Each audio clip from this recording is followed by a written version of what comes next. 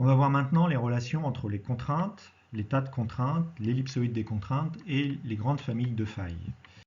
On a vu précédemment donc plusieurs grandes familles de failles, ce sont des rappels. Et bien pour chaque grande famille de failles, on a un état de contrainte également théorique bien particulier. Pour ce qui est des failles inverses, en haut à gauche, vous avez la contrainte maximale qui est sigma 1 qui est dans le plan horizontal et la contrainte minimale qui va être donc sigma 3 qui va être dans le plan vertical. Pour ce qui est des failles normales, vous intervertissez les deux types de contraintes. Vous avez sigma 1 qui est cette fois verticale et sigma 3 qui est cette fois horizontale. Dans les deux cas, faille normale et faille inverse, vous avez sigma 2 qui est horizontale. En revanche, dans le cas des systèmes décrochants, cette fois sigma 1 et sigma 3 sont tous les deux dans le même plan, plan horizontal. Et cette fois, c'est sigma 2 qui est vertical. La différence entre faille sénestre et faille d'Ex, c'est juste la position relative de sigma 1 par rapport au plan de faille qui va générer soit un mouvement vers la gauche, soit un mouvement vers la droite. Donc ça, c'est un peu la théorie, les cas idéaux avec des familles de failles pures, pas de mouvement composite.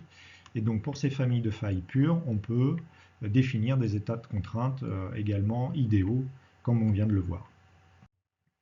Vous avez vu également probablement en mécanique des roches qu'on peut définir l'état de stabilité d'un milieu, d'une roche, en fonction de la contrainte cisaillante qu'on a ici en ordonnée et de la contrainte normale que vous avez en abscisse. Cet état de stabilité est défini par la courbe rouge que vous avez ici, qui définit une zone où vous allez avoir fracturation et une zone où vous avez une stabilité. Et donc en fonction de l'état de contrainte, vous pouvez définir les plans, l'orientation des plans qui vont se générer, des fractures, l'orientation des fractures que vous allez générer. Et en fait, lorsque vous appliquez un état de contrainte dans un milieu, eh bien, vous allez avoir deux familles de failles, deux familles de fractures, puis de failles si vous avez un déplacement qui vont se générer avec un angle bien particulier.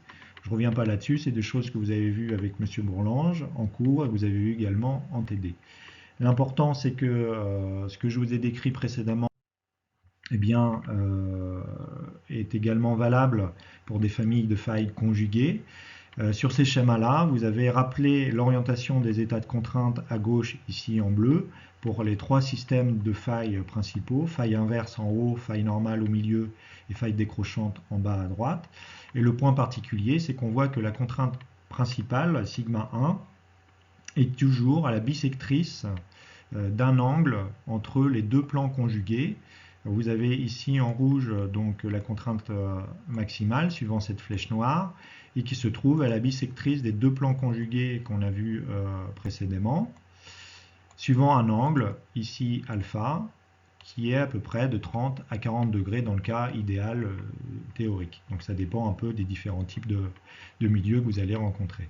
On retrouve le même principe pour une faille normale, la contrainte maximale est verticale, et on va avoir un angle alpha ici par rapport à deux plans conjugués qui correspondent aux deux plans qu'on a définis précédemment. Et c'est exactement le même cas de figure pour les failles décrochantes ici en bas à droite. En bas au milieu, pardon. Et tout ce qui est la colonne de droite correspond à la représentation de ces blocs diagrammes 3D sous forme de stéréo, avec la position des différents plans de rupture, les grands cercles, et la position des contraintes dans ce stéréo. Donc vous voyez que sigma 1 va se trouver dans le plan horizontal, sigma 3 va être vertical donc au niveau du centre du cercle pour ce qui est des failles inverses, et sigma 2 dans le plan horizontal ici. Voilà, je ne décris pas chacun des systèmes, vous pourrez regarder ça plus en détail par vous-même.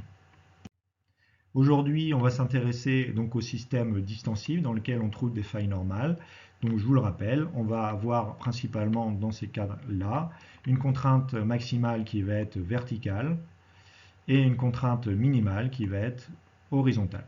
Et ça permet de générer des systèmes de failles normales avec des failles qui sont en général fortement pentées, 60 à 70 degrés, qui font un angle de 30 à 40 degrés par rapport à la contrainte maximale qui est verticale.